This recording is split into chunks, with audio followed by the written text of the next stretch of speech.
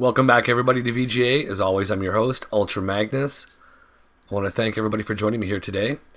And we are going to be talking about the new PlayStation 4 features and the Sony press conference that happened on February 20th, last Wednesday.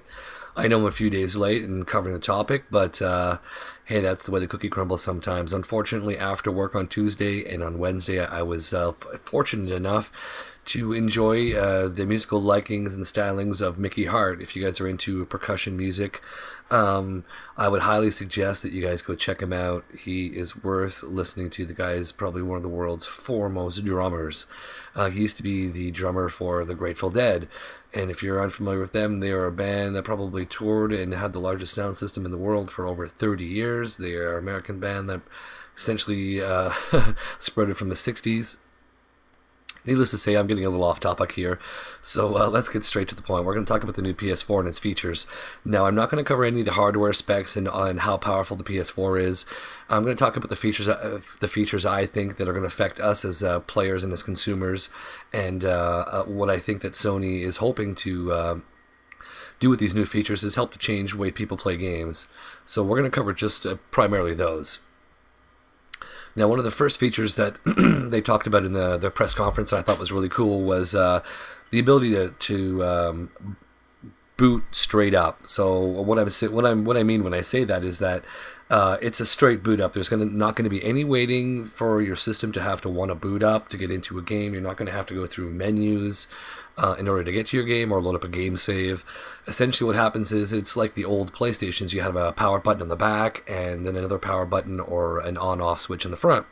Well, now with the new PlayStation 4, you're going to be able to turn off your system while in a game and turn it right back on. You will be transported into the game immediately without any loading from right where you left off. So if you're standing in the middle of the street, you turn off your PS4, turn it back on, you'll be standing in the middle of the street of your game, not having to worry about saving it, and that does, or it will be, it will be saving us a lot of time. And as far as features are concerned, I think that's a great one that will make our lives a little easier. Now, the next thing they covered in the conference that I thought was pretty cool was the ability to be able to play and download at the same time. So you can, let's say you pop in your Black Ops 2 disc and you get an update. Well, no longer you're going to have to wait to update before you play the game. You'll be able to go straight into the game and it will automatically update, or it will update for you automatically, like the ability for a lot of the PlayStation Plus users or subscribers. They have the ability now to schedule downloads and updates on the PlayStation without them being around. Now, that'll be a feature that will be incorporated into the PlayStation 4 that will be available for everybody. And I think that is awesome. I can't tell you how many times I go to play a game, I'm excited, some friends are waiting for me to play, and then needless to say, I've got to spend 15 minutes downloading, a 200 megabyte file in order to update the game. So that's going to save a lot more time for all of us as well. Now, another cool thing they did that they didn't really get a chance to get into or talk a whole lot about is that the new controller, which is part of the big unveiling for the conference they had on the 20th, is that it's going to have a built-in move bar.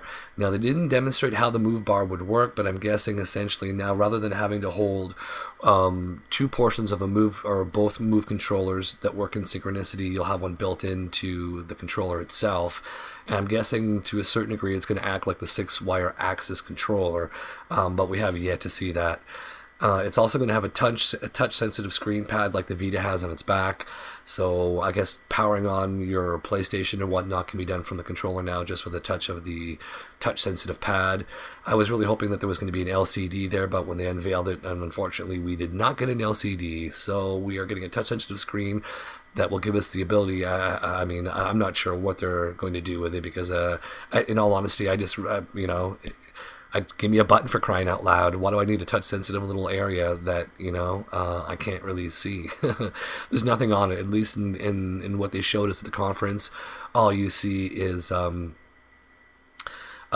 little area for you that's touch-sensitive. So like they say, ladies and gent, patience is a virtue. We're just going to have to sit here and wait and find out how this is implemented into the controller and how it's going to be used in our daily lives while we use the PS4. I'm going to be optimistic about it, so let's just have to, we'll have to just sit around and wait till November. Alrighty, now the next thing they covered, which was really cool, and I guess it seems to me that this whole conference was more geared toward this, that being the ability to be able to play games and to save time, so that we have more time geared toward gaming and less time having to deal with loading screens, dealing with save points and things of that nature. And one of them that they mentioned was the ability to be able to play demos on demand. So no longer will you be going to the PlayStation Store, see a game that you want to play, you'll have to download it, and that's sometimes depending on the demand for the game, the download can be quite long. So needless to say, you won't have to worry about the downloads. You can go into the store, choose a game, play it right away, and I think that feature is great. When it comes to saving me time to play games, well, I'm all for that, because it just allows me to play longer when I normally wouldn't have that time. Now, one of the biggest features that they're implementing into the PlayStation 4 is the share button. Now, on the controller itself is a share button that actually has more than one feature, but the biggest feature is, or one of the biggest features, I guess, is that you have the ability to stream. And with regards to that, you have the ability to stream not only to your friends who are on other PlayStations. They can watch in the sense that they'd be over your shoulder watching a game from their console at home, watching you play. You can stream to Ustream, which is another channel quite like Twitch or Livestream. And in that respect, you can also live stream to the world, so other people around the world can also watch your game, which is really, really cool. Now, with this ability as well, when it comes to using the share button, you're going to be able to actually have your friends watch your game, like I just mentioned. But let's say you get stuck on a certain level and you can't pass it, and your friend knows how to do it. If he's watching, he can say, "Hey, bro, well, let me take over your game, and I'll get you through this little tough area." Well, now you can hand the virtual control over to your friend who's at home watching your game on a different PlayStation, God knows where in the world, and he can finish that level for you and then give the controls back to you.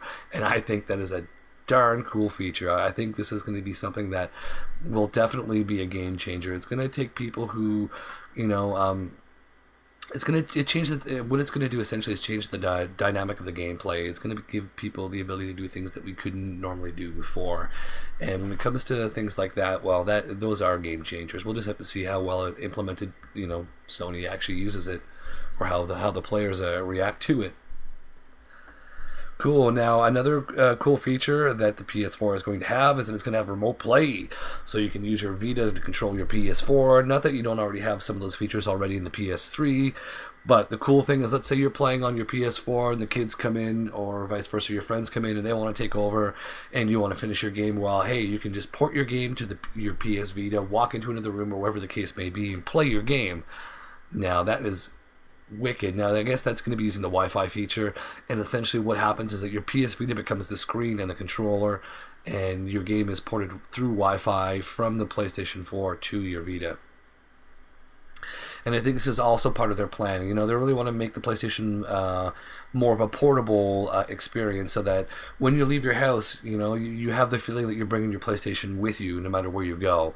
And that's this kind of leads to the next point that they were making, is that they really want to integrate the operating system, the PS4, into other devices. So not only are you going to have the PS4 operating system obviously on your system, but you'll also be able to take that I/O and bring it on your Android phone, bring it to your tablet, bring it to other electronic devices that can, hold these apps where you can actually go in, change your stats around, send messages to your friend, trade videos and things of the like, and really make the PlayStation 4 experience more of a social gathering, and really making it more of a stronger gaming community with these features. And we have yet to see how well they're going to be implemented, so I'm keeping my fingers crossed, guys, and hoping for the best.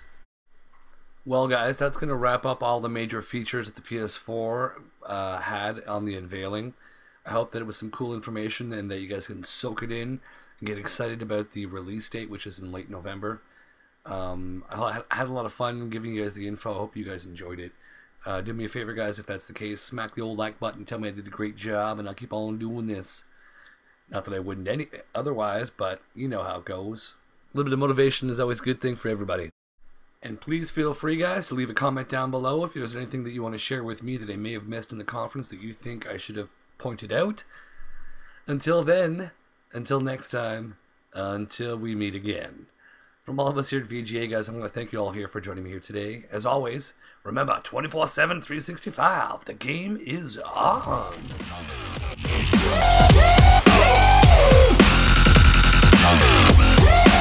Let's go!